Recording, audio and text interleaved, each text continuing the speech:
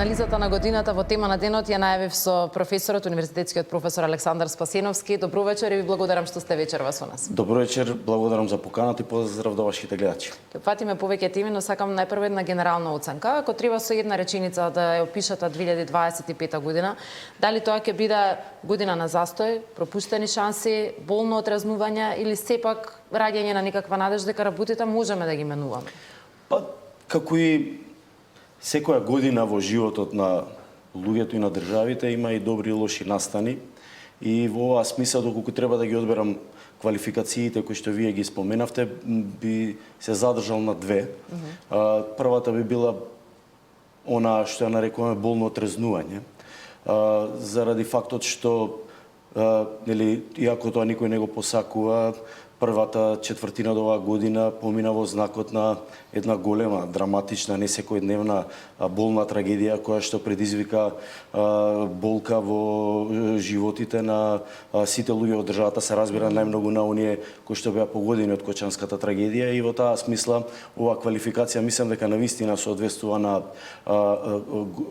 на годината или анализата на поважните настани од годината што изминува. Меѓутоа исто така, доколку анализираме, сметам дека од аспект на некои други процеси кои што се случува, можеме да ја употребиме квалификацијата еден, ја би рекол, умерен или предпазлив оптимизам кој што го покажуваат граѓаните од аспект на очекувањата и начините како треба да се справуваат институциите на државната власт со предизвиците со кои се соочува државата. Ако Кочанската трагедија беше основата за првата квалификација, а тоа е едно болно отрезнување, во тој случај локалните избори би можеле да бидат потврдата или причината зошто велиме дека граѓаните да манифестираат една доза на умерен оптимизам од аспект на тоа какви се нивните очекувања во однос на годината што предстои, од аспект на надминување, решавање, справување со проблемите со кои што се соочува државата. Во таа смисла, вкупно земено, годината која што следува би можеле да ја оцениме како година на разврска, од аспект на справувањето и одговорот на институциите на државната власт, на судството, поврзана со справувањето со оваа најголема трагедија во поновата македонска историја од една страна, но и година на разврска од аспект на очекувањата кои што ги имаат граѓаните за правецот по кој треба да се движи државата, од аспект на состојбите и подобрувањето на состојбите во економијата и во другите сфери, се разбира, на општеството, вклучувајќи ги остварувањето на најголемите, би рекол, државни национални приоритети, а тоа се динамизирањето на европските интеграции и вкупно реформите во институциите на државата, првенствено како резултат на врските кои што ги имаме превземено, а произлегуваат од процесот на интеграцијата на државата во Европската унија. И Европската унија и изборите, ке сакам да ги скоментираме. Најпрво она што и вие го споменавте како сепак најголемата трагедија која ни се случи во поновата историја, колку случајот Кочани, кој сепак покажа дека имаме се уште и неказнивост, и корупција, и неодговорност во целиот систем, покажа во каква состојба ни е државата, но она што е поважно, дали по овој случај имавме само еден краткотраен јавен револт и разочараност или сепак еден порив за суштинско менување на институциите? Трагедијата во Кочани представува според мене еден знак, би рекол, еден индикатор за системските пропусти, за наталожени системски пропусти во начинот на функционирањето на државата, и доколку ги анализираме и судските процеси кои што се водат сега и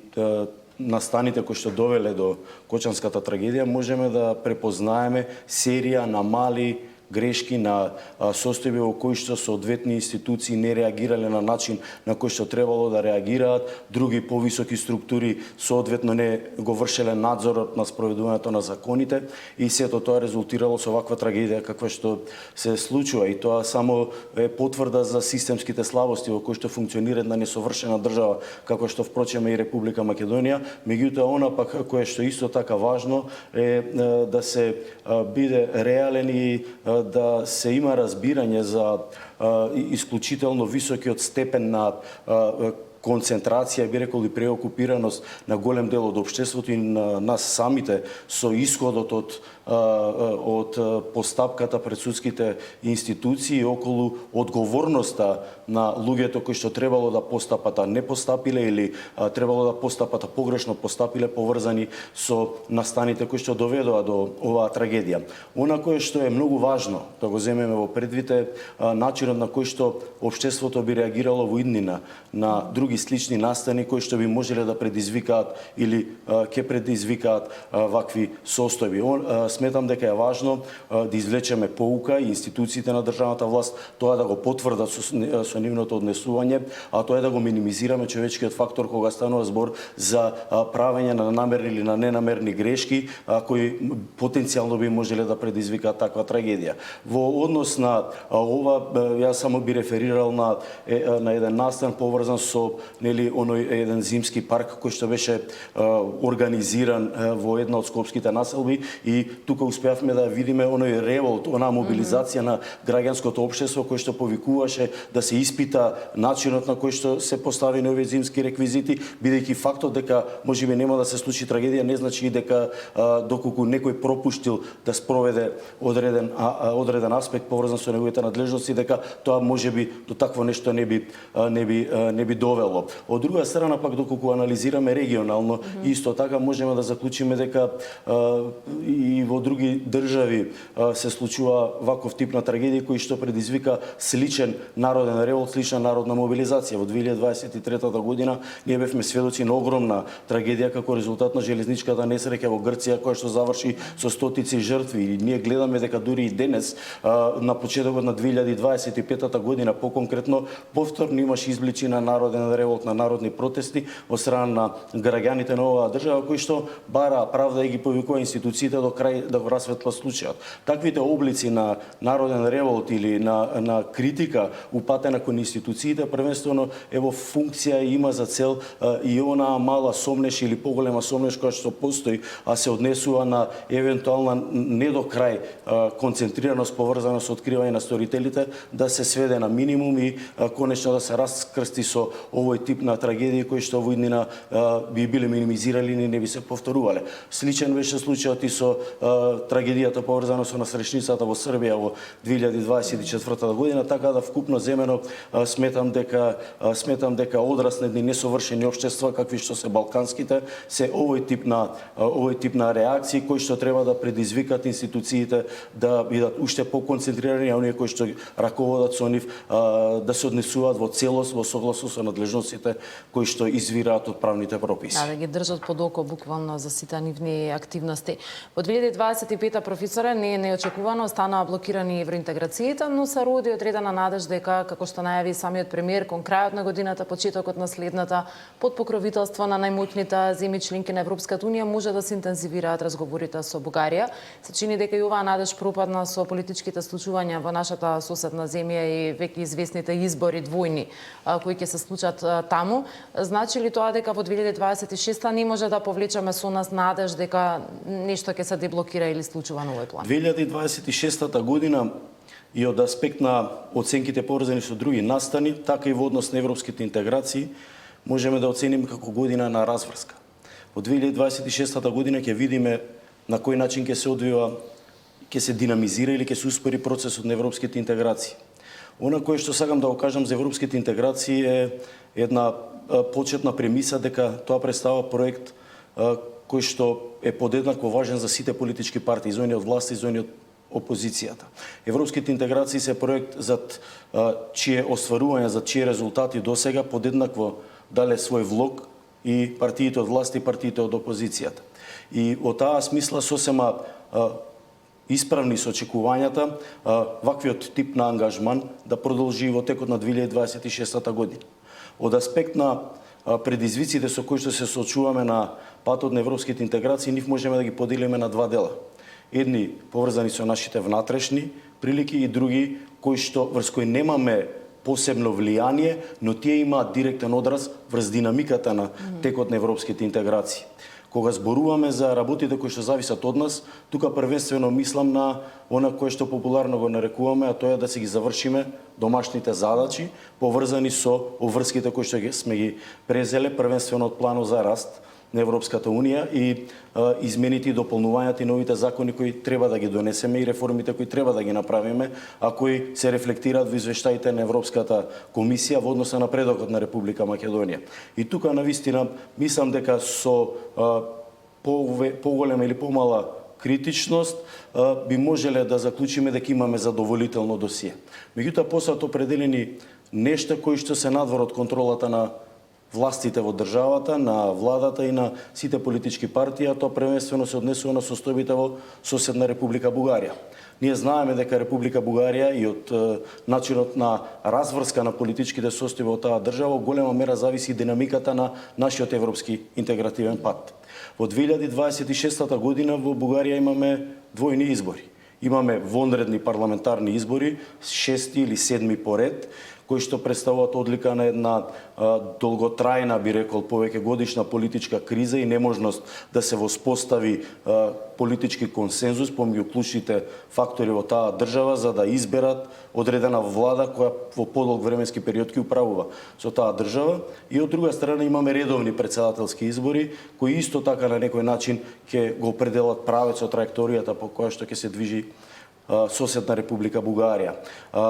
Ние знаеме и врз основа на она кое што го предаваме на правниот факултет е дека во услови на политичка кампања, во услови на перманентна политичка кампања, а во Бугарија го има тоа, плюс надополнето со политичка криза, често пати политичката реторика и тезите кои што ги застапуваат партиите, лидерите, луѓето кои што управуваат со таа држава се помалку умерени, а повеќе се во насока на остварување на целите и очекувањата на граѓаните, или популарно како што велиме, политичарите многу повеќе размислуваат како да освоат глас повеќе отколку да освоат следната генерација, особено во однос на прашањето поврзано со Република Македонија, така да во таа смисла овие ветришта се неповолни. И тие представуваат потврда на една констатација која што можеме генерално да ја кажеме за европските интеграции, а тоа е дека Република Македонија во однос на европските интеграции има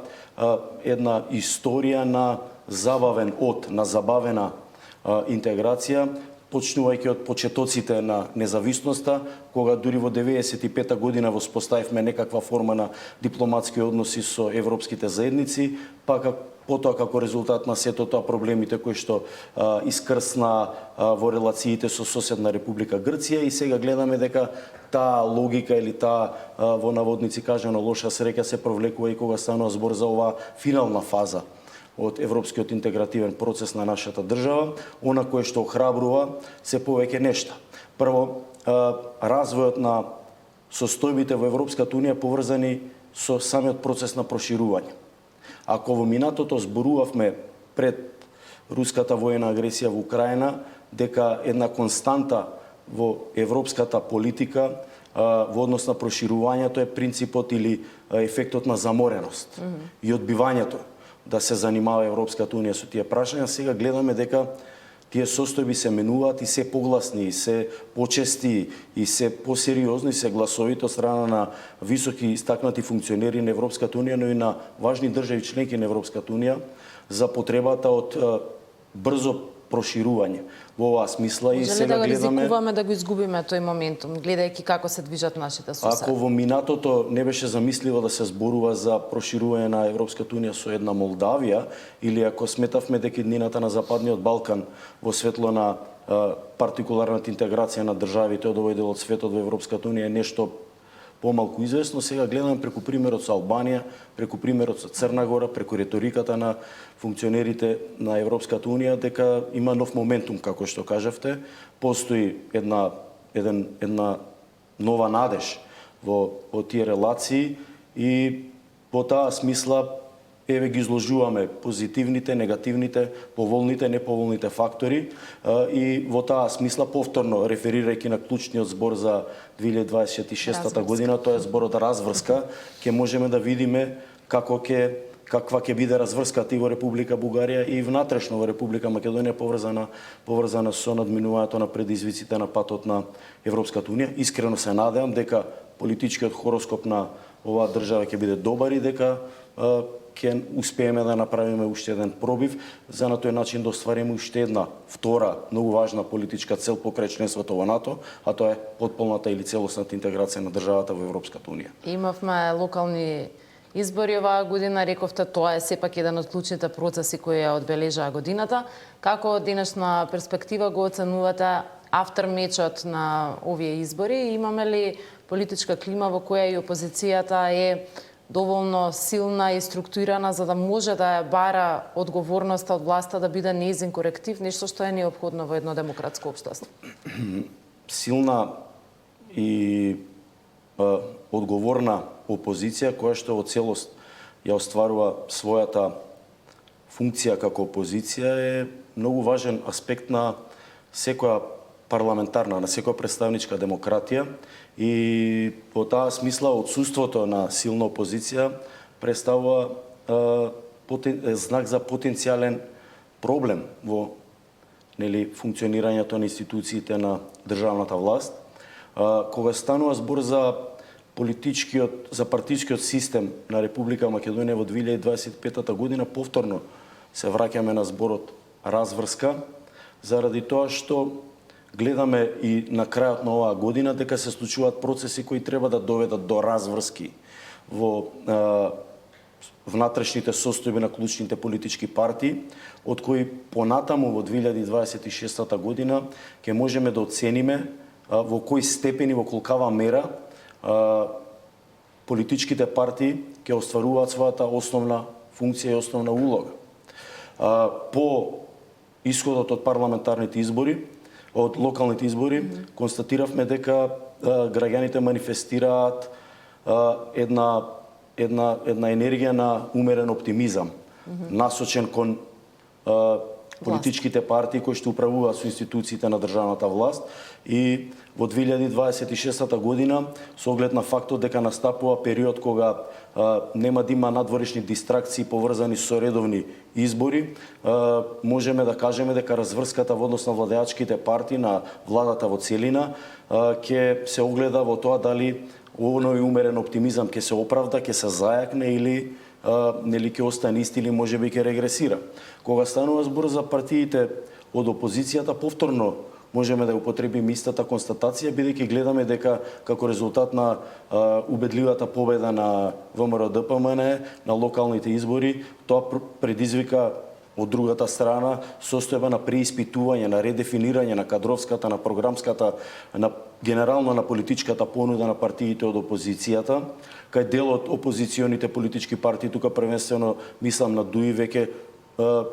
се надзираат определени контури како таа партија смета дека треба да ги адресира проблемите со кои се соочува како резултат на лошиот изборен резултат. Ќе видиме дали тоа во 2026 година ќе резултира со зголемена, со иста или со намалена популарност. И истото можеме да го констатираме и во однос на Социјалдемократскиот сојуз на Македонија како најголема опозицијска партија, која што исто така влегува во еден конгресен, би рекол, период во кој ќе треба да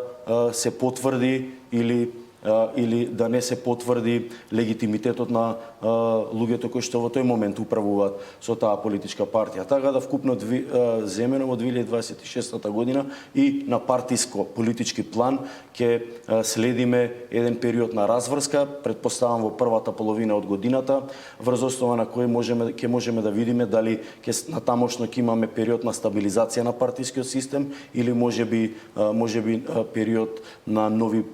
партиски или меѓупартиски конфронтации кои можат на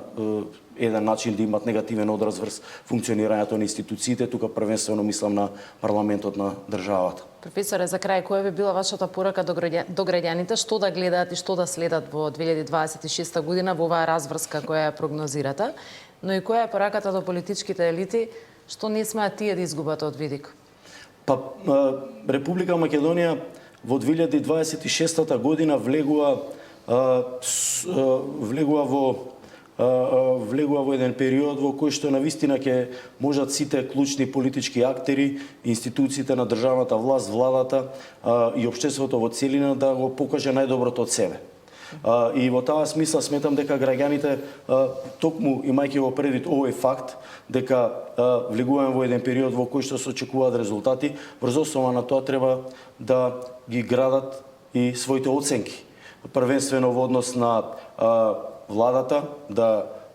ги реализира, да она кое што се врзала дека ќе го направи пред граѓаните, опозицијата во целост да ги остварува задачите кои што се очекуваат во неа, а вкупно земено општеството во целина да напредува преку динамизирање на економскиот раст, преку напредок во општеството и сето тоа нели да биде причина да заклучиме дека можеби на крајот од следната година, кога ќе правиме реминисценција за годината што изминала, ќе успееме да констатираме дека сме успеале да решиме малце повеќе проблеми и дека државата навистина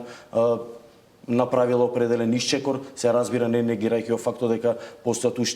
уште предизвици да се надминуваат на патот до целосното интегрирање на државата во Европската унија. Професор Александар Спасиновски, благодарам за оваа тимална анализа на последниот ден кога практично анализираме што ни се случуваше во 2025, утре веќе